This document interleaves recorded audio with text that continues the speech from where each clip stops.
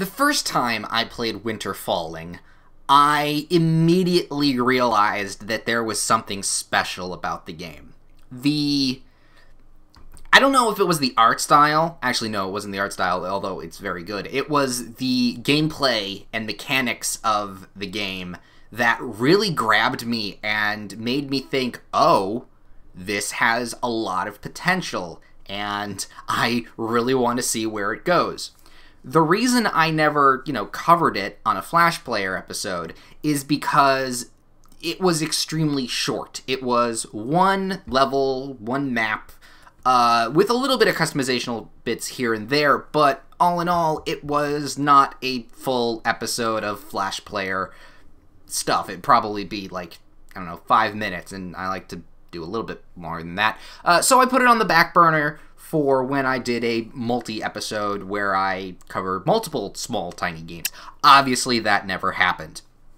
What changed, though, and why we're playing Winter Falling right now, is because the game has evolved. It is in its second prototype phase. And what that means is, A, it takes the game that I really, really liked and kind of elevates it, and B, makes it an actual fully-fledged game. Well, I say fully-fledged. It still has its, limitations, but it's a game now, and you can play it, and you can play it multiple times. So, now we get to play Winter Falling, and I am really excited to show it off.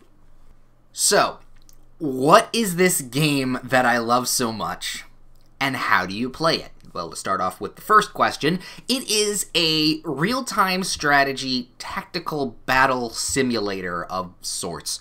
You basically make yourself a standing army with the cash you have on hand, and you defend the land with that said army in a real-time strategy tactical defense style.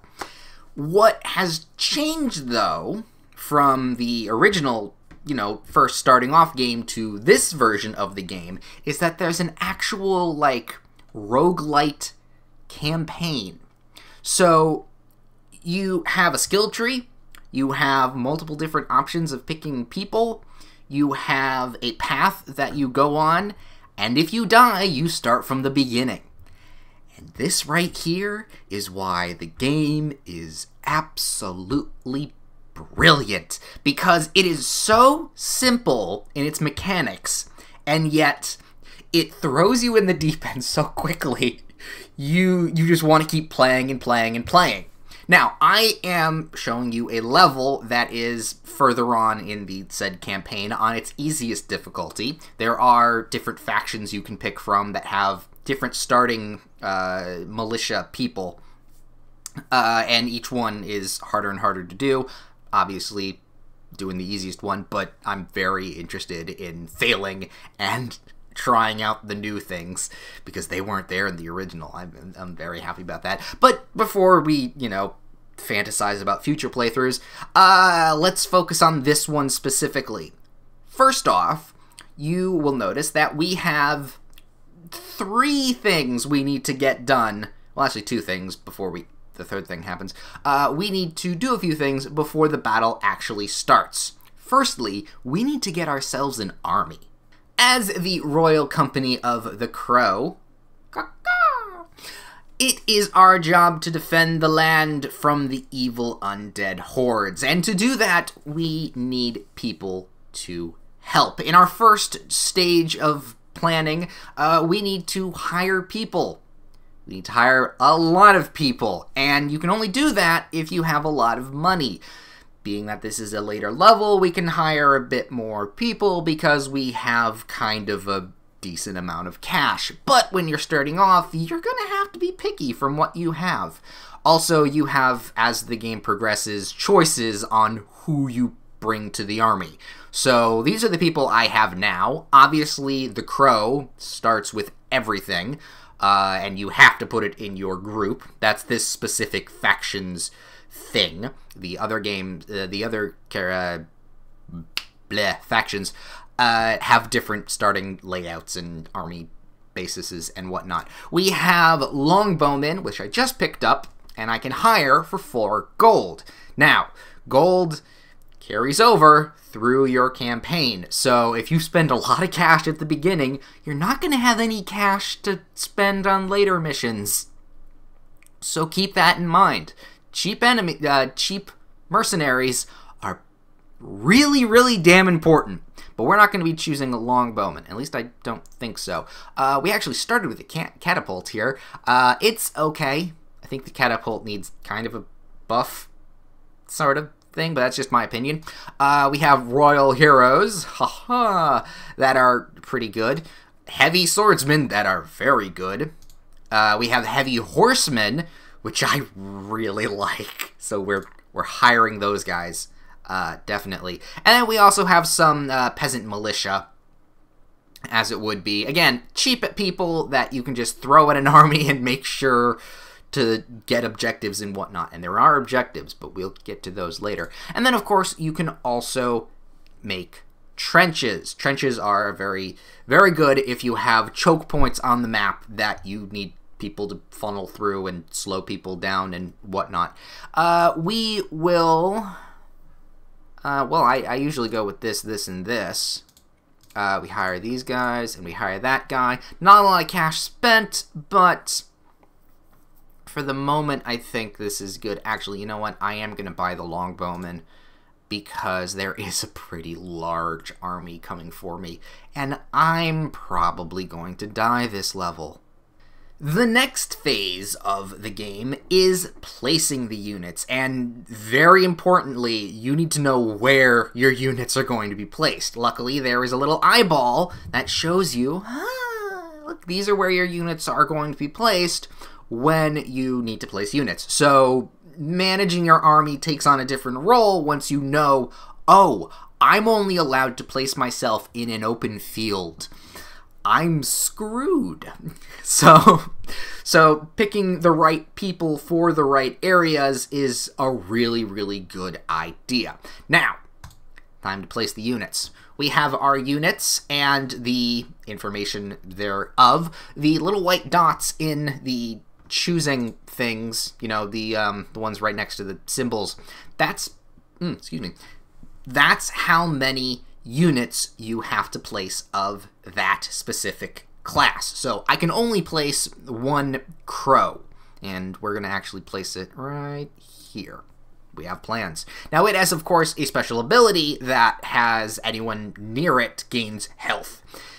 You playing off the special abilities with everyone in the game is very important.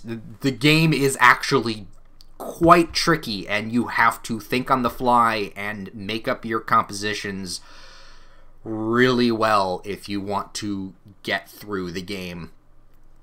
It's really difficult. Right, we can also place other people here. Let's get ourselves, because we need to think here. Obviously, they gave us a hint in saying that people in here will surprise attack and whatnot. Obviously, or at least to my head, obviously, we need to put the archers here. Just re-click that and that. They're good. They're gonna die, though. But to plink off a couple of these guys before they start, you know, killing us is probably a good idea.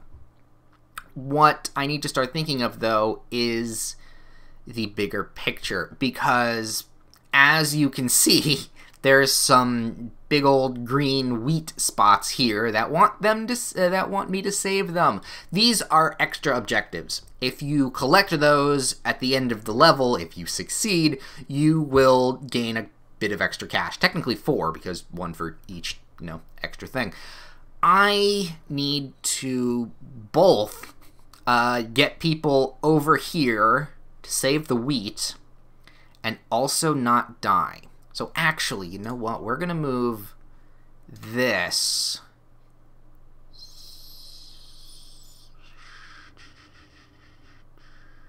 No, we're not going to move that there. That's going to stay there.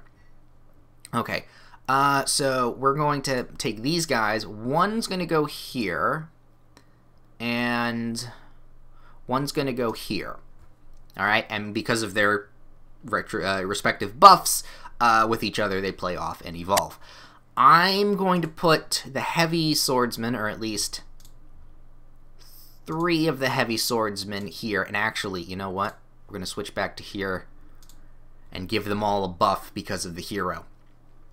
We're going to put the horse here because the horse is really important. And I'm going to put 1 extra guy here. Yeah, here. And that's the rest of my army. Now, I could... Okay, yeah, I think that's good. Okay, we're done. Now, at this moment, we can start the battle, or we can rearrange and do some stuff, make our final plans and whatnot. We're good. We're okay now. I'm not going to survive, but we're good.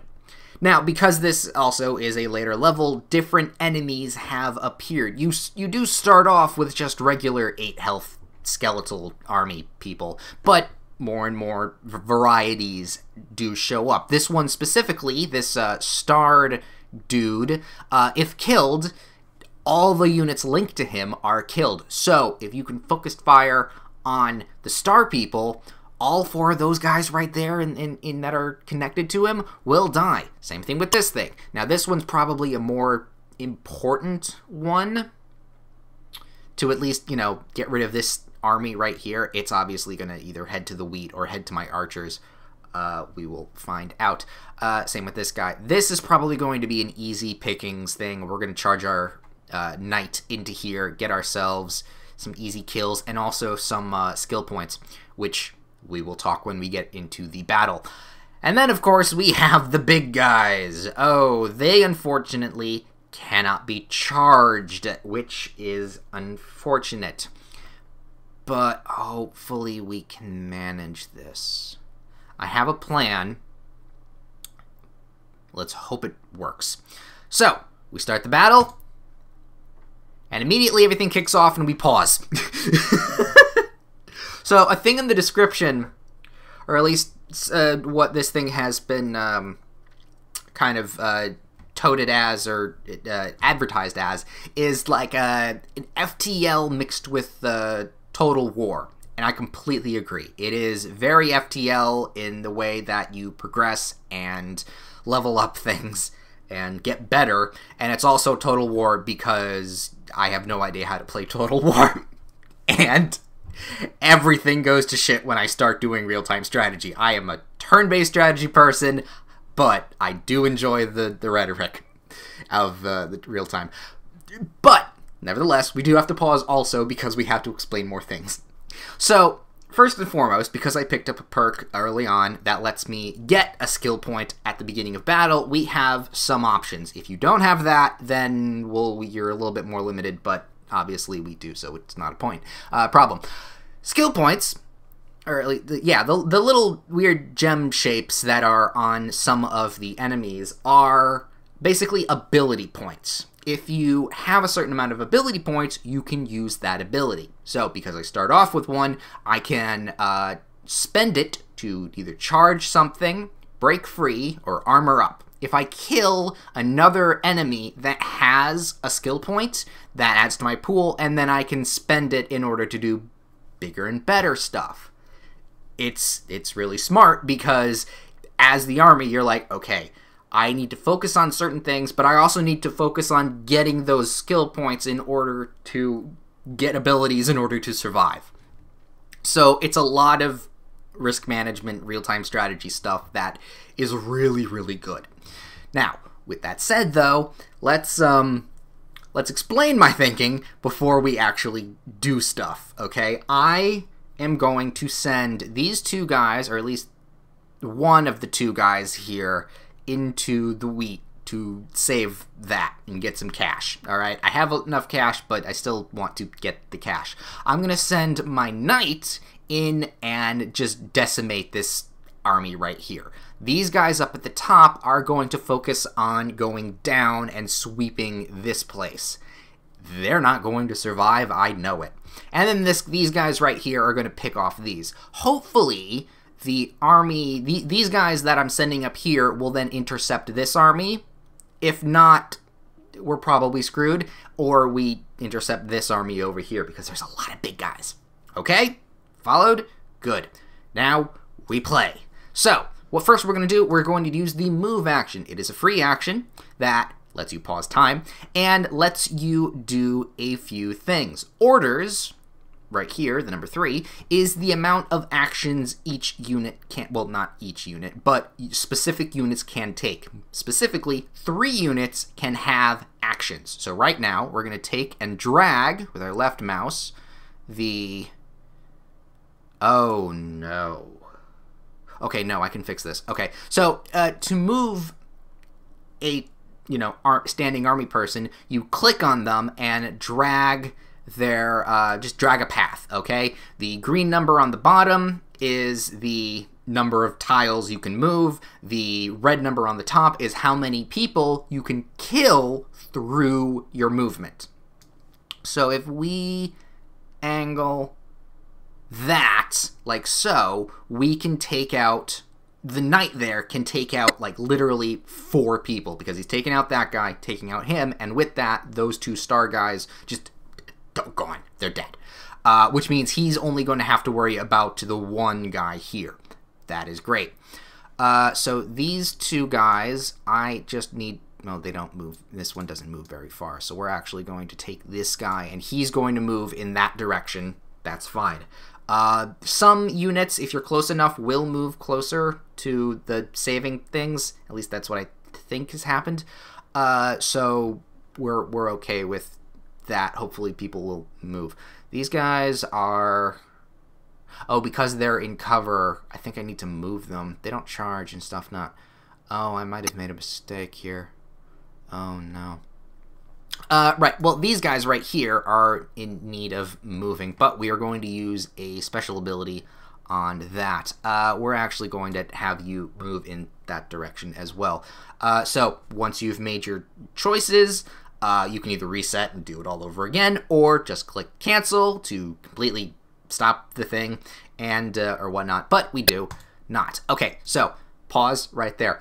Again, because real time... hard to talk and do this, do the game at the same time. So now that I did the move action, that specific action is now on a cooldown.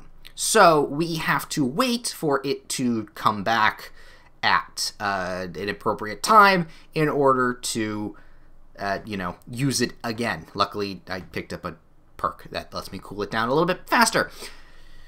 It's oh god. Okay, so. Pause. Let's see how this is going. Okay, that guy, he's going there. That worked out as well as I thought it would. Okay. We have now 2 points to spend. These guys are doing shit all, right? No, these guys are actually... Okay, yeah, no, they're gonna distract that. Actually, a move would be best for that. Charge is probably a good option, although big guys can't be charged. I might want to charge this guy or something into... Oh, no, everything's gone wrong. Actually, call to arms might be useful. All right, let's do that. We're going to use a call to arms action. Oh, we just lost a wheat. All right, so spawn militia. We're going to spawn the militia literally in the center of everything right there. It's a surprise attack. Ha! So that's good there. Oh, I lost wheat. Oh, that's not good. Alright, these guys need to move. This one, no, not that one specifically. This one is going to move up 3, hopefully get more range. May not be able to, yeah, no, you can't charge those guys. So the horseman, I'm just going to have him not move at this moment. You can only take out 1 guy. Yeah, those guys are taking that. This should be okay here, actually. That guy can only take out 1. This guy can take out 2. So if we go like that and move, like so, just like that, that should be okay. This guy, oh, he can't do anything like that. Okay, that's not good. Alright, yeah, no, we're gonna have to move you like that and like that. So that is going to be our move action again. We're going to break free, and that's going to enable us to do a special sweep move.